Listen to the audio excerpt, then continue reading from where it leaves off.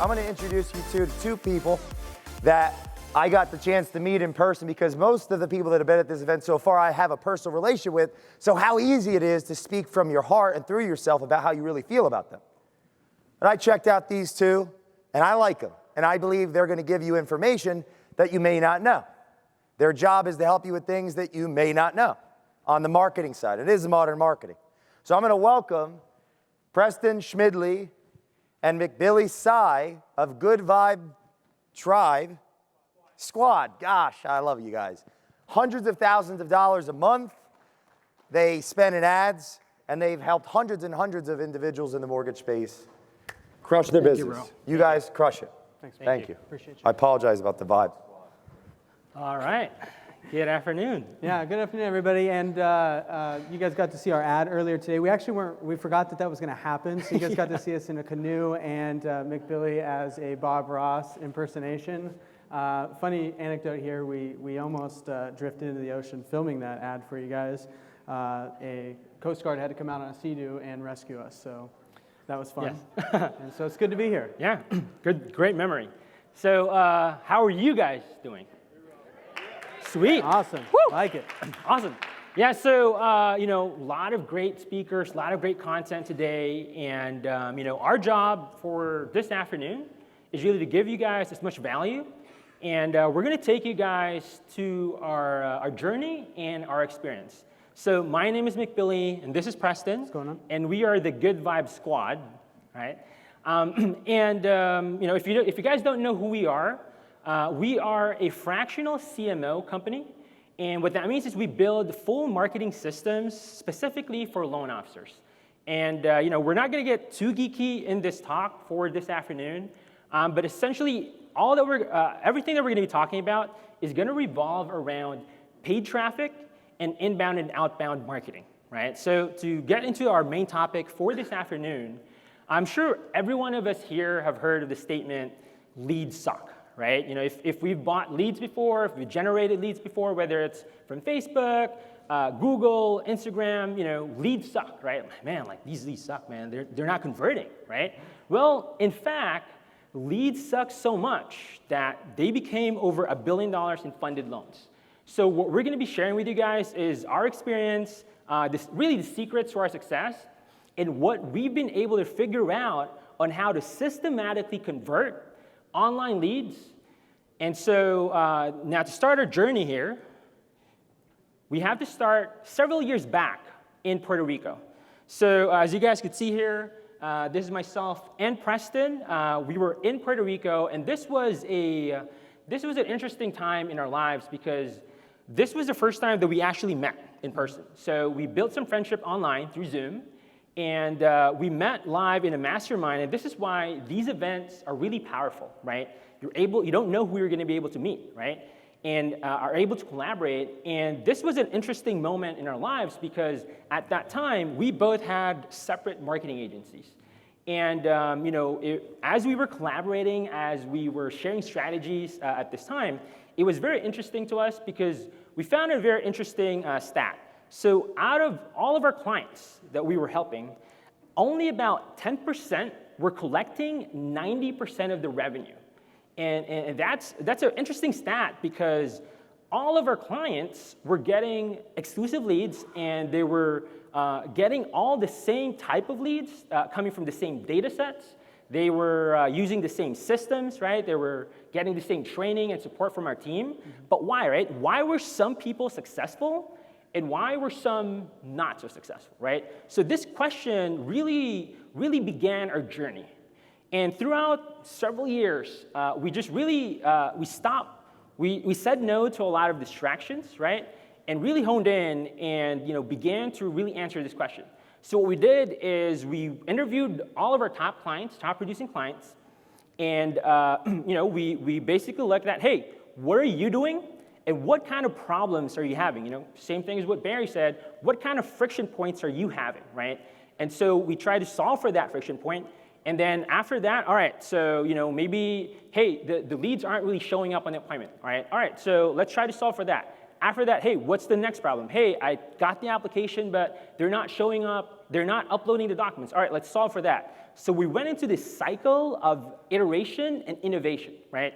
And that led us to today. So today, we've worked with hundreds of loan officers, and we currently actively manage over $1 million per year annually directly on Facebook, okay? And we have helped fund over $1 billion collectively, all of our clients. And to give you guys context there, these are deals directly from Facebook leads that we've generated and deals that our clients have gotten from referrals, from referral partners, through also that they acquired through the system, right? Yeah, and so everything that McBilly just went over, really led us to a collective, like a universal lesson. And it was a lesson that we wanted to bring to you guys today. And it's a simple concept that really applies to all business that you're going to do, but specifically paid traffic, okay? And this lesson is what we call the 3 R's. So as we're going through this, there's really 3 things that every prospect that you're dealing with, and I don't care if it's a referral or a lead, but I'm specifically advocating for leads. You need to have all 3 of these things in alignment or you won't have a deal, okay? All 3 have to check out. First is it has to be the right person, right? Now this is something you all innately know at a high level, right? So they have to be a qualified borrower. They have to, which means they have to have enough money for a down payment. They have to have credit that you can work with, and they have to be able to prove their income for the last few years, right? So when you guys are all, that's kind of an expected part of this. The second one is something that we're used to helping clients with, which is being in the right place, right? Being able to get in front of your ideal prospects, in an important moment in their life, in a place that they like to hang out. Now, for the purpose of paid traffic, that's going to be Facebook, Instagram, Snapchat, YouTube, LinkedIn, Google, all those, right? And then the third one, which is actually a lot of what we're going to be talking about in today's presentation, is going to be the right time.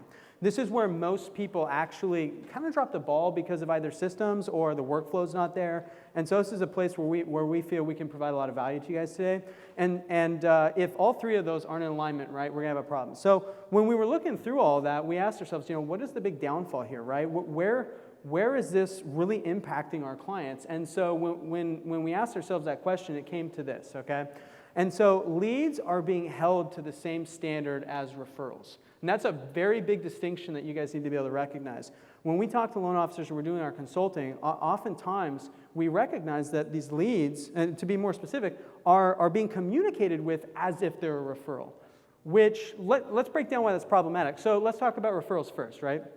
Referrals are coming to you guys through real estate agents, and the real estate agent has, if they were doing a good job, most likely sold the prospect on the vision of home ownership and buying a home, right?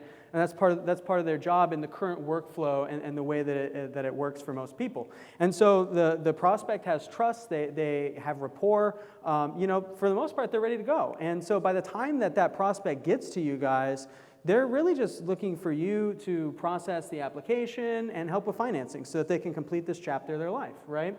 Now, if you look at that comparatively with working leads that you're generating or having generated for you, it's a very different dynamic because referrals are more of a transactional conversation and leads are more relational in their conversation. And so let's break down what that means. So when you get a lead, right, let's say it opts in through Facebook, they don't really know you. They don't know your value proposition.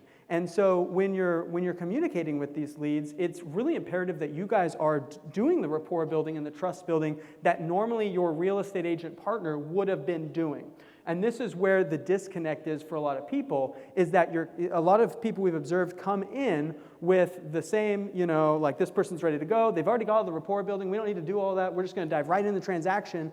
They're not there yet, right? And so we're hitting them with all of those serious, topics, and we're still at the rapport phase, and as a lead, right? And so it's really important to be able to recognize that there's really 2 different conversations that are being had and need to be had between leads and referrals, right? And so this leads us to the next point. Yes. So as you guys can see, we need the 3 R's, right?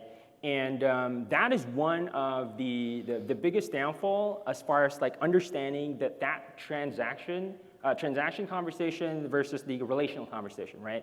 The other thing too that we've really seen is your sales process if you are doing referrals versus if you're doing paid traffic, right? So, and this is, full transparency to you guys, this is what we used to do, right? We used to do this back in Puerto Rico. This is what usually like a follow-up CRM would look like, right? Now, this is the value with, coaching with Christine, right? We know that we need to use automation in our business, right? We just know that, and we know we need to have some sort of automation. And usually, what an automation CRM would look like is something like this, right? So you have a lead, you push it through a system, and that system will automatically try to call the lead, and it's going to try to record, drop a ringless voicemail drop with your voice recording on it, right? So the leads think that you called them. We automate the emails. We automate the text to try to reach out to them. But ultimately, this system is going to try to get in contact with the lead with the objective of getting them on the appointment, right? So that's effective. That's great. However, what happens next, right? That's the problem is what happens next? And so usually, if you guys have tried buying leads before, if you tried generating Facebook leads before, what's usually going to happen is you're going to have a lead with 2 of the R's with 1 R missing, right? So for example, you could have a qualified buyer, they have the income, they have a good credit score, you found them at the right place, whether it's Facebook, Instagram, LinkedIn, but they're not at the right time yet, right? Maybe they're looking to buy 3 months from now, 6 months from now, 12 months from now, right? Now, obviously, that's a no deal, right? Now, this is one of the biggest downfall with generating leads is because we want something now, right? And so if you are trying to generate leads, if you're buying leads and you're trying to go after people, you're trying to find that 3R, it's going to be really hard, just be full transparency, right? So what we want to do is, if you think about it, research study says that there's only 3% of the total market that are ready to buy right now, right? So what that means is, if you are buying leads, trying to generate leads, and you're going after that 3%, that means that you are wasting 97% of your opportunity. Yeah, right? and actually, anecdotally, we had a client that started with us probably about 2 years ago now, and great guy. When he came on, he was like really wowed at the level of automation that our platform had, right? And so against our advice, he had actually deleted like half of the text, half of the emails, almost all of the voicemail drops. And over the course of a few months, 3-4 months, he had about 400 leads. And he was like, guys, I feel like I should be closing more loans than I am. And we were like, we agree.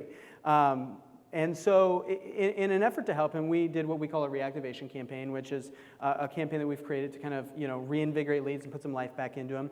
And it was actually really interesting because these are leads that he just kind of neglected. He stopped following up with. They were kind of left neglected for months. And I've always said, once a lead opts in, they're bleeding out, right? We need to get on them right away. And he wasn't doing that. Anyways, long story short, 24 hours passed since we did this reactivation campaign, and 22 people actually came back and very politely said to him, hey man, I appreciate you reaching out, but I actually bought a home with someone else. And in his market, that was just shy of $9 million worth of production, okay? Now, I don't know what everybody in the room is getting paid. Let's just assume for the sake of math, I know it's higher than this probably, but let's just assume it's 100 basis points, right? 9 million production, even at 100 basis points, makes a difference when we're trying to figure out what to put under the Christmas tree, right? And so that hurts. Absolutely, that hurts. And most of the time, most of our businesses, it kind of looks like this, right? So especially if we're in growth mode, maybe some piece of the business is working, but there's chaos, right? When in fact, really what we want it something like this, right? And so, obviously we're Tony Starks here. Everyone here are Tony Starks. You guys are entrepreneurs, you're building your own businesses, and we know that, we need systems, we need processes, right? We need team members. We need that suit so that you can become Iron Man of your businesses, right? And so what we found is this is the mindset that you want to approach your mortgage business, is you want to think of it as a factory, okay? So a factory meaning, you look at a factory, there's a production line, right? And so we want to break up each piece of the home buying journey into each stages, and we want to be very clear on that, right? So we want to know, like, hey, if I'm going to be buying leads, if I'm generating leads, if I'm spending on advertising, I want to know if there's new leads coming in. I want to know not just by guessing, but actual metrics on what is converting from new leads. X amount of those is going to become appointments. Now, not everyone's going to show up, right? X amount of those appointments are going to become applications. X amount of those applications are going to become pre-approvals. X amount of those are going to become offers. Not all the offers are going to be accepted. X amount of those are going to be in contracts, going to go to underwriting. X amount of those are going to go to clear close, and X amount of those is going to fund into a deal, right? And so, we need to have that mindset if we're looking at a mortgage business as a factory, right? Especially in paid traffic, right? And so, why a factory, right? Well, why factory is because we want it to be a systematic approach, right? If we look at, Henry Ford, right, when we created the production line, the benefits of a production line is, one, it's going to be scalable, right? Now, it's going to take some effort, guys. It's going to take some effort in the beginning, right? But when you lay that foundation in, right, now it's going to be scalable because now I could spend more money. I know that if I push more leads into this machine, I know that I'm going to make more money at the back end, right? And so, and it needs to be measurable, right? Well, how can you measure something if you're not actually chunking them down, right? So that's where the specialization comes in, is because this is part of the iterations that we were talking about earlier, is you want to chunk down your business into specific stages of the home buyer journey so that each of these stages, there's going to have different friction points, right? And so for you to have better clarity on, hey, if I'm generating this lead, they're not scheduling appointments. Well, let's look at that, right? Let's look at the friction points there. Maybe, maybe they're not converting. Maybe it's issues, the landing pages. Is it our messaging? They're not converting into an appointment. But once they convert into an appointment, there's going to be a different friction point now on having them show up, right? So we want to chunk them down so that each stages are very clear for us, right? And so what we've realized there is you need to have hybrid automation. This is the best way that we've implemented this, guys. So what does that mean? So it's a systematic sales process. We know we need to have automations, but the biggest problem with automations is we cannot automate everything, right? You really cannot fully automate everything, and trust us, guys, we have tried, okay? And so the best way to implement this is we want to systematize each interaction so that it is replicatable and scalable, right? So what does that mean? There's going to be some parts, if you are doing paid traffic, if you're doing any sort of lead generation, there's going to be some parts of that process that you can automate, but there's going to be some parts that you cannot. However, you want to templatize that so that it's still a scalable process, right? And so if you think about it, you cannot automate relationships, right? You cannot automate those personal touches, right? But the biggest idea here, and that's why you want to think of this as you're building a factory, is you want to remove the guesswork, right? You want to remove, hey, if as a producer, when I wake up in the morning, I know exactly what I need to do. And as business owners, for your loan officers, they know exactly what they need to do on a day-to-day basis, right? This is like, Steve Jobs, Mark Zuckerberg, in their interviews, they were even saying, hey, they have the same clothes, same outfit in their closet, mainly because they don't want to even use up the mental bandwidth to even think about what to wear for that day, right? We want to remove that guesswork, and we want to templatize the conversation and create repeatable responses, right? And this is the best way that we've been able to do this, okay? So what you want to do is you want to map out a complete life cycle of the borrower. Now, if you think about most automations out there, samest thing is that we did before is you're going to automate just that really first step, right? Leads to scheduled appointment. Well, the problem is half of those people, they're not even going to show up on that appointment, right? And so what do you want to do? All right, so for the people that don't show up, hey, let's create an automated process, a no-show automation to try to get them to reschedule back, right? Now, for the people that don't even actually schedule, how do we get them back? All right, so now we could automate a process on other channels, right? That's where the voicemails comes in. That's where the text. That's where the email. Now, however, how are they going to get back to you, right? If the leads call you back because of the drop voicemail, there's going to be a different templatized response there, right? But if they respond back via email, it's a different response, right? If they respond back via text, that's also a different response because you want to respond to them in that same channel, right? And for the people, the people that you've actually spoken with, hey, all right, now you're having a conversation, but some of those conversations are going to fizzle out, right? They're going to drop off. They're going to start ghosting you. So what do you do next? Well, Now we have another automated follow-up to try to recover them, right? And then from that process, once you actually started an application, well, some of the applications, do they need credit repair? Are they looking to buy down the line, 3 months, 6 months from now, 18 months from now? You want to drop them into a long-term nurture, right? For the people that want to start the application, they've committed to sending in docs. Well, you need to have an automated process again to try to get them to submit the document, right? Get them pre-approved. Once they get pre-approved, what's another automated process that we could do? Well, you could also automate trying to reach out to referral partners, right? Trying to get new referral partners or strengthen current ones, right? And all the way to underwriting, clear to close, and to a funded loan, right? So a full life cycle of the borrower. But even after that funded loan, you could create automated processes after actually being funded, right? Post-sale, right? And so ultimately, now what is that? Why is that so important, guys? That is important if you are buying leads, if you're generating leads online, if you're only going after that 3%, right? Trying to go after the 3 R's, you're going to have a hard time, right? But with this process, what that means is those 97%, now we're nurturing to become 3 R's, right? We get them 2 R's with 1 missing piece, but we're going to nurture them through our process so that we do get the 3 R's, right? Really good example for this, one of our clients, Erin Pierce, she actually shared this in one of our group calls recently, where she spoke with a lead, right? And she spoke with this lead once, 7 months ago. She put them into long-term nurture, the system's automatically building that relationship, right? And after 7 months, lead reached back out to her, hey, I'm ready to go, let's do this deal, right? So now it's a deal, right? So what that means is you are not just focusing on the 3%, but you're literally guaranteeing those 97% because you're nurturing them to become 3 R's, right? Yeah, and that's a really powerful point.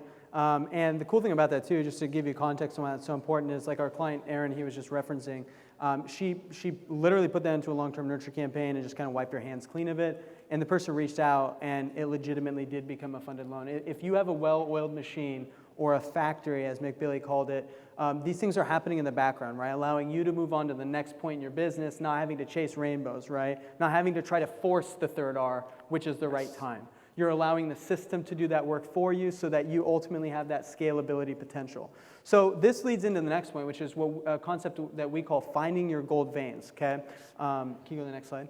So on this one of the reasons that marketing doesn't work for most loan officers that we've seen in the space is that they look at it as, they get a new lead and they see an opportunity, right? And so in the gold vein example, right, this is like finding a little nugget of gold on the top. You get it, you're happy, you celebrate, you move forward. The problem with this is while it is potentially profitable, it's a grind, right? If you're just looking at one lead as one opportunity, you could definitely work that model. I've seen people work it from competitors and stuff, but it is one of those things where that's a lot of hard work on everybody's part.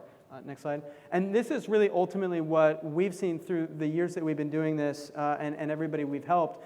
And this actually patches into something Barry was going over earlier, right? He had made the statement, when I do one loan, I'm really doing 2. We've actually talked about this and we've voiced it in a different way. It was kind of cool to see how he phrased this.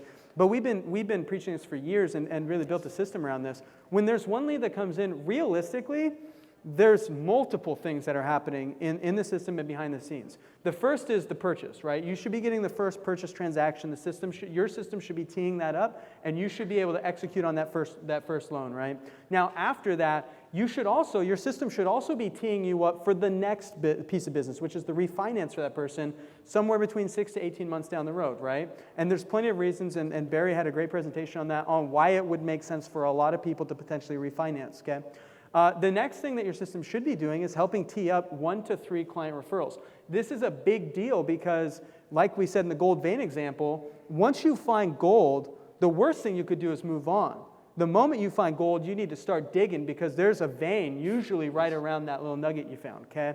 And so this is where the client referrals come from. Another thing too, just from a buyer behavioral standpoint, is when somebody buys a house, usually their sphere, the people closest to them, also that don't yet have a house, want one. Right? And so it's like you need to be able to penetrate that audience and get in there, okay?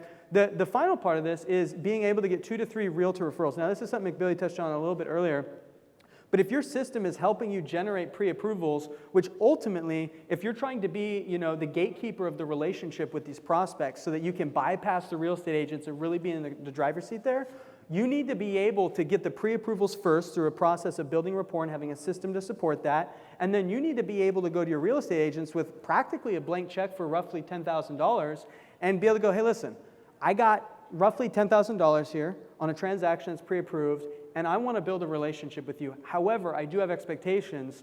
I expect 2 to 3 deals back.